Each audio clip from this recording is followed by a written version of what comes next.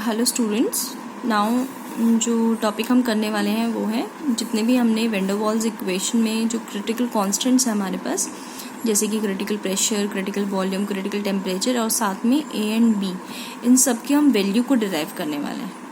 ठीक है, तो देखते हैं कैसे प्रोसीड करेंगे। तो ये हमारे पास वैन डर वाल इक्वेशन है, इसको हमने क्या किया, ब्रैकेट ओपन किया।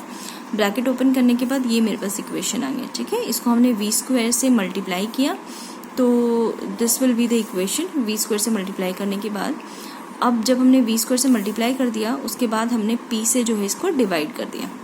ठीक है, यहाँ से जब पी से हमने डिवाइड किया तो ये मेरे पास इक्वेशन आ गया। अब ये जो इक्वेशन है मेरी क्यूबिक इक्वेशन बन गई है। ठीक है, क्वाड्रेटिक फॉर्म में आ गई है ना, तो क्यूबिक इक्वेशन बन गई है।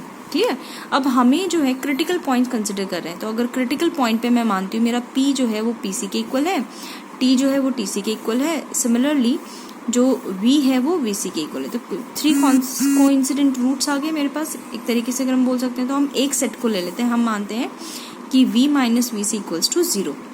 ठीक है, तो हमने इसको जब क्यूब किया तो वो मेरे पास आ गया v minus V C equals to का क्यूब इक्वल्स टू 0। नाउ जब हमने इसको एक्सपैंड किया तो दिस इज द इक्वेशन।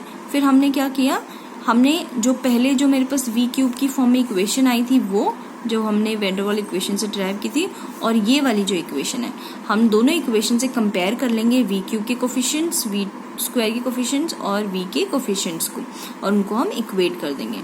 तो ये मेरे पास फर्स्ट ए वी क्यूब के आ गए, ये मेरे पास वी स्क्वायर के आ गए, ये मेरे पास वी सी इसके आ गए। ठीक है ना, कॉन्स्टेंट वी के आ गए। क्लियर? तो यहाँ से हम क्या करते हैं, ये जो इक्वेशन है इसको मैंने डिवाइड कर दिया इससे, तो मेरे पास यहाँ से वैल्यू किसकी आ गई, BC की वैल्यू आ गई। बेटा मैथमेटिकल है, बहुत सिंपल है।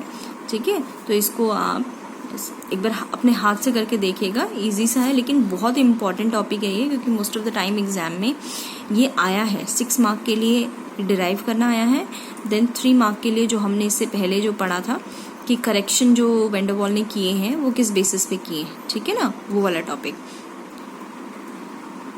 क्लियर। तो VC की वैल्यू ये आ गई है। अब हमने क्या किया, अब हमने VC की वैल्यू यहाँ पे पुट कर दी। जब हमने VC की वैल्यू यहाँ पुट की तो हमें क्या मिल जाएगा, P की वैल्यू मिल जाएगी। तो यहाँ से हमने किसकी वैल्यू निकाली, PC की वैल्यू निकाली है। समझ में आया?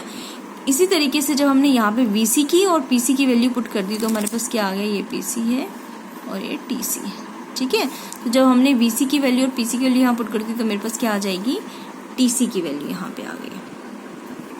क्लियर? तो ये मेरे पास डिराइव हो गया है TC की वैल्यू। तो नाउ मेरे पास जितने भी क्रिटिकल कांस्टेंट्स थे उन सब की वैल्यू हमने डिराइव कर लिया। अब हमारे पास डिटरमाइन करने के लिए सिर्फ 2 चीज़ें रह गई हैं, A और B कांस्टेंट।